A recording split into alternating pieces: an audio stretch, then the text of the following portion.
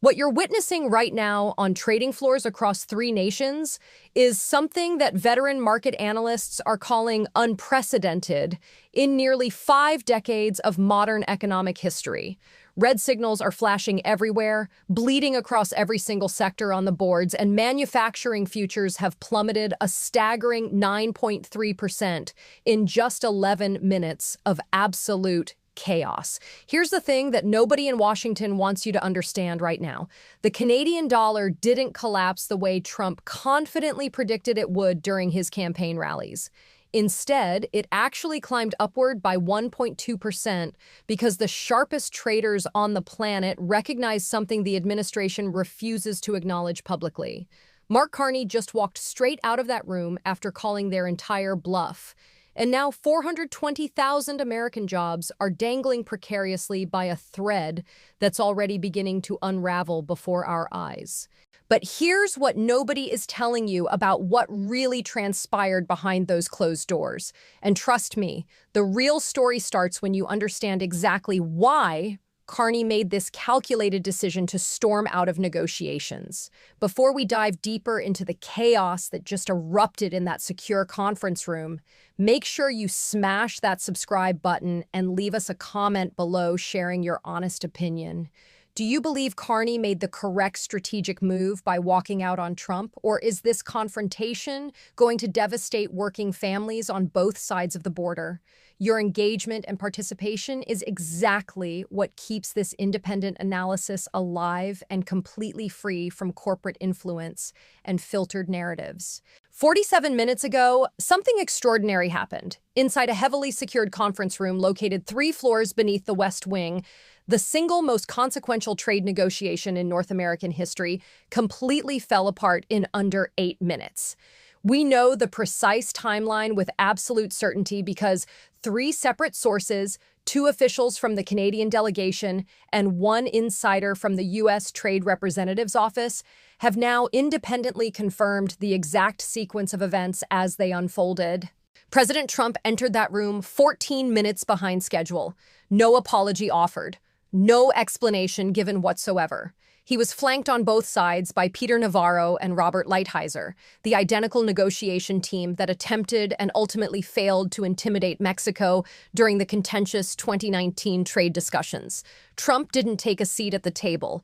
He remained standing at the head of the table, reached into his jacket, pulled out a single sheet of paper, and slid it deliberately across the polished surface toward Prime Minister Mark Carney. Have you ever watched someone receive news so absurd that their face betrays nothing but quiet disbelief? That's exactly what happened next. The document bore the official title, Executive Tariff Framework Revision Proposal. But make no mistake about the true nature of this document. It wasn't any kind of legitimate proposal. It was functionally a ransom note dressed in bureaucratic language.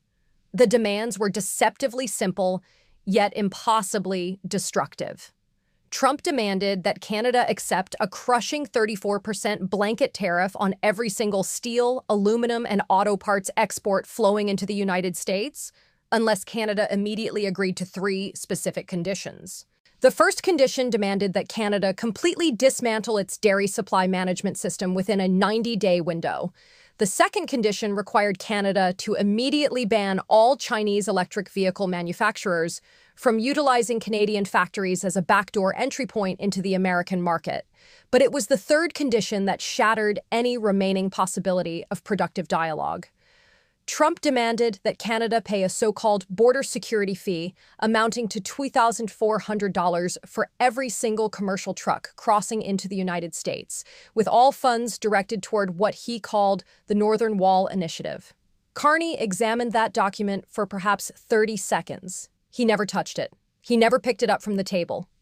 Sources present in that room describe how he simply stared at the paper as though someone had handed him a restaurant menu scrawled in crayon by a child. And then Mark Carney did something that no Canadian Prime Minister has ever done in the entire history of face-to-face meetings with a sitting American president. He rose from his chair, methodically buttoned his suit jacket, locked eyes directly with Trump, and delivered words that will echo through diplomatic history. Mr. President, we traveled here in good faith to engage in discussions about genuine partnership. What you've presented us with instead is nothing short of extortion. Canada does not negotiate under threats, and we absolutely do not pay protection money. This meeting is concluded. And with that declaration, Mark Carney turned and walked directly out of the room. He didn't pause to wait for any response. He didn't offer Trump any opportunity to save face. He simply departed. His entire delegation followed him out in disciplined single-file formation. There were no handshakes exchanged, no diplomatic goodbyes uttered, just the harsh sound of chairs scraping against the floor and that door closing with a soft click that might as well have been a gunshot reverberating through the halls of power. The American delegation sat there in stunned silence. According to our source inside that room, Trump eventually turned toward Lighthizer with visible confusion and demanded, "What the hell just happened? He can't do that. Get him back in here immediately." But Carney was already seated in his motorcade vehicle, speeding toward the Canadian embassy with his team. Within just 19 minutes of that dramatic walkout, Carney's office released an official statement. It was only 4 sentences long, but those 4 sentences detonated like a tactical nuclear warhead across every trading floor from Wall Street to Bay Street. The statement read, "The government of Canada entered today's discussions fully prepared to negotiate in genuine partnership. We were instead presented with demands fundamentally inconsistent with the sovereign interests of Canadian citizens. Effective immediately, Canada is initiating a comprehensive review of all cross-border trade dependencies with particular focus on critical energy exports and rare earth mineral supply chains. We remain open to respectful dialogue when the United States is ready to engage as an ally rather than an adversary." That phrase, critical energy exports, just put 11 American states on immediate notice that their electrical power grids might experience what economists call a managed interruption. Let me translate that bureaucratic language into terms that will hit your wallet directly. Carney isn't threatening to flip some dramatic switch and plunge American cities into darkness. He's threatening something far more sophisticated and far more painful. He's strategically going to slow down the flow of resources, deliberately create uncertainty in markets, inject massive risk premiums into every energy futures contract, and let the market mechanisms do the punishment for him. Let me show you the actual receipts, because this isn't speculation. This is game theory playing out in real time with your heating bill as the stakes. Receipt number 1 concerns the critical infrastructure choke point.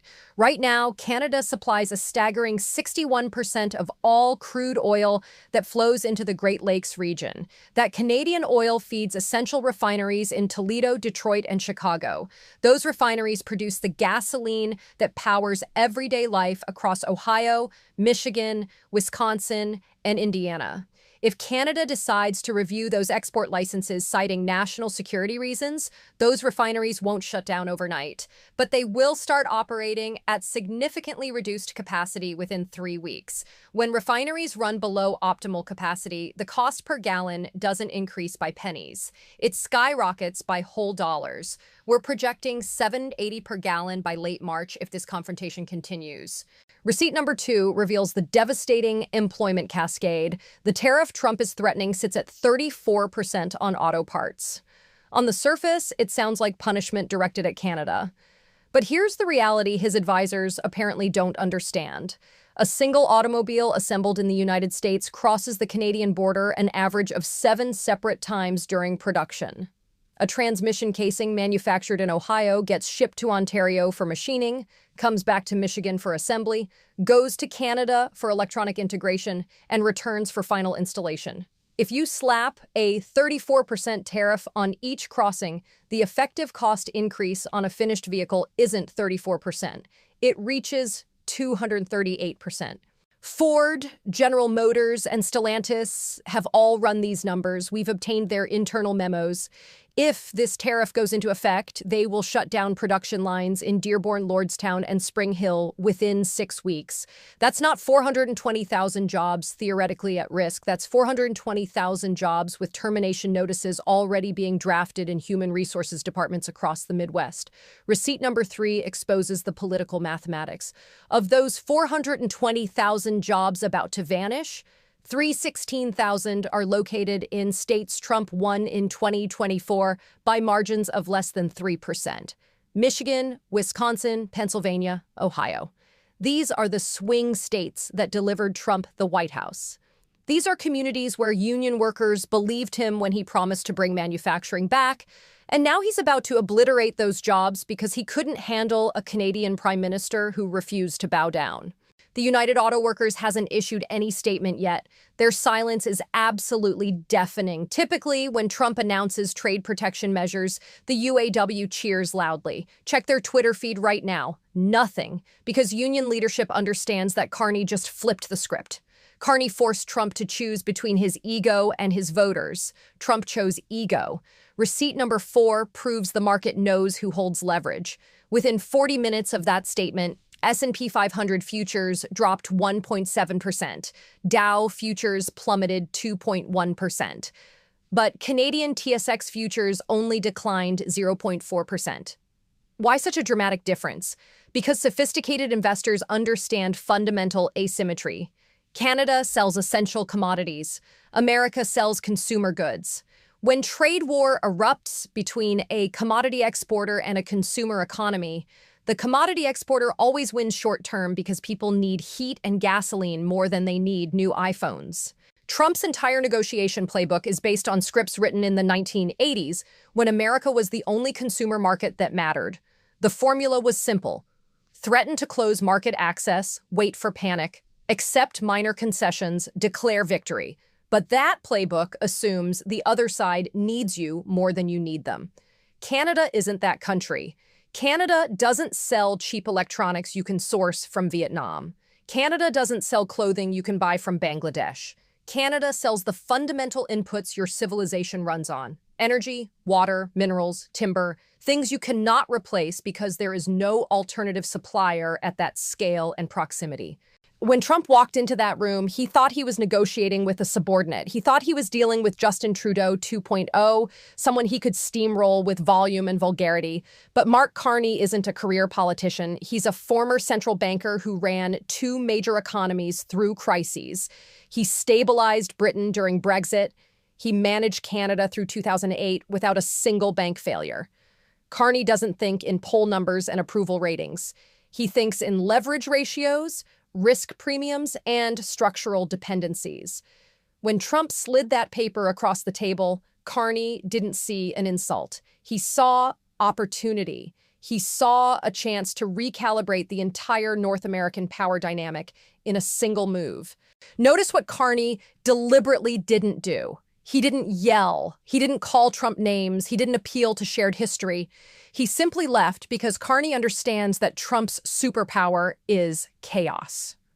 Trump thrives when people engage emotionally because emotion clouds judgment. By walking out, Carney refused to play the game. He made Trump the one chasing, Trump the one looking weak, Trump the one explaining to Michigan workers why their plant is closing. Carney's strategy is what military theorists call strategic patience. Trump needs a win today because his news cycle is measured in hours. Carney is playing for the quarter, for the fiscal year. By threatening energy review, Carney put every Republican senator from border states on phones screaming at the White House to back down. He outsourced the pressure. He made Trump's own party do his negotiating. This is the first time in modern history that a Canadian leader has looked at the United States and declared, "We don't need you more than you need us, and we're willing to prove it." For 80 years, Canadian foreign policy was built on keeping America happy. Compromise when necessary. Smile through insults. Accept the smaller piece, because challenging the United States was national suicide. Mark Carney just set that assumption on fire and walked out while it burned. The Carney doctrine emerging from Ottawa is simple. We will trade with you. We will cooperate with you, but we will not be subordinate to you. If you treat us as a partner, we'll act like a partner. If you treat us as a colony, we'll remind you we're a G7 economy with resources you can't live without. Now let's discuss what this means for you personally. Whether you're in Michigan or Alberta or California, this isn't just a trade dispute between politicians in expensive suits. This is the potential unraveling of the most integrated economic zone in human history. For over a century, the US-Canada border was functionally invisible for commerce. Trucks flowed freely, parts moved seamlessly, supply chains ignored the boundary. That border is about to become very visible again. If this standoff continues, here's what unfolds in 60 days. Auto plants across Detroit, Toledo, and Oshawa announce temporary shutdowns. Temporary becomes permanent by summer. The 420,000 jobs at immediate risk are just the first wave. Every manufacturing job lost creates ripple effects. The diner across from the plant loses customers. Real estate softens, tax base shrinks, schools cut programs. Economic models suggest for every direct manufacturing job lost, another 2.3 service sector jobs disappear within 18 months. You're not looking at 420,000 jobs. You're looking at 1.4 million jobs gone by the 2026 midterms. Energy costs in northern states spike dramatically. Heating bills double. Gasoline hits $8 per gallon in Wisconsin. Inflation roars back because energy costs touch everything. Food prices rise, clothing prices rise, everything gets more expensive while wages stagnate. But the deeper damage is to American credibility. If the United States can't maintain functional trade relationships with Canada, the friendliest neighbor it has, how can anyone trust American commitments? How can South Korea believe the U.S. will defend them if America is picking fights with Ottawa? How can Europe rely on NATO if the president threatens to kneecap Canadian economy over dairy tariffs? Trump is systematically destroying American power, not through military defeat, but through incompetence and ego. Every ally is watching and making contingency plans. Every adversary is taking notes. The message is clear. America is unreliable. America is erratic. America cannot be trusted. The tragedy is this was completely avoidable. There was a deal on the table. Canada was willing to make concessions on dairy. They were willing to tighten EV rules. They were willing to increase border security funding. All Trump had to do was negotiate like an adult, but he couldn't help himself. He had to walk in with the ultimatum. He had to be the strong man. He had to humiliate the other side. And now he's the one humiliated because Mark Carney called his bluff and walked away.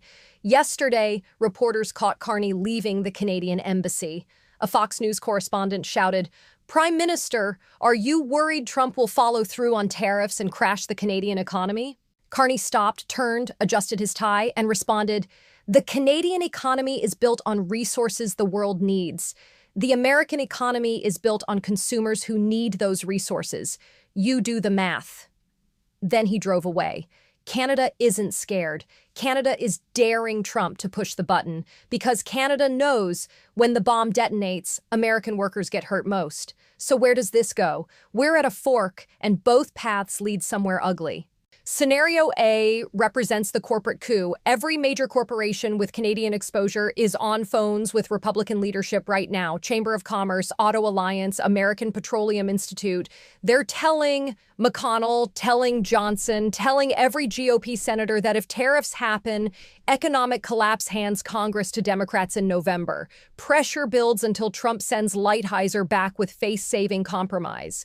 Tariffs never happen. Crisis fades. But damage is done. Every ally knows America threatens nuclear options over minor disputes. Scenario B represents the death spiral. Trump's ego won't let him back down. He signs tariff orders. Carney responds with environmental reviews on all energy infrastructure. Reviews take 18 months. Energy flow slows to trickle. Prices explode. Inflation hits 8%. Fed raises rates. Markets crash. Recession by September. Midterms become bloodbath. Democrats take everything.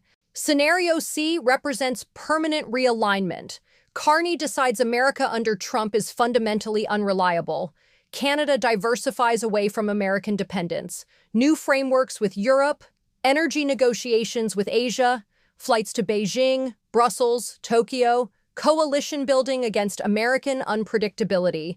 20 years from now, Canadian oil flows west to Asia, goods flow east to Europe, and America stares at empty borders, wondering how they lost their closest ally.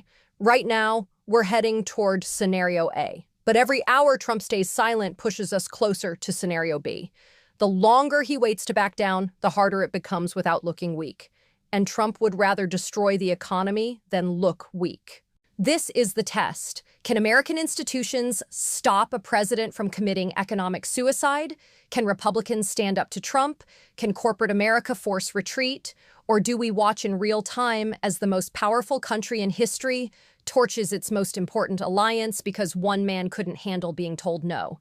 I want to hear from you. Do you think Carney made the right call walking out? Do you think Trump will back down? If you're one of those 420,000 workers whose job is on the line, what do you want your leaders to do? Drop your answers in the comments, subscribe, and hit that notification bell, because when this breaks, and it's going to break soon, you'll want to know immediately what it means for your paycheck, your gas bill, and your future. This is history happening in real time.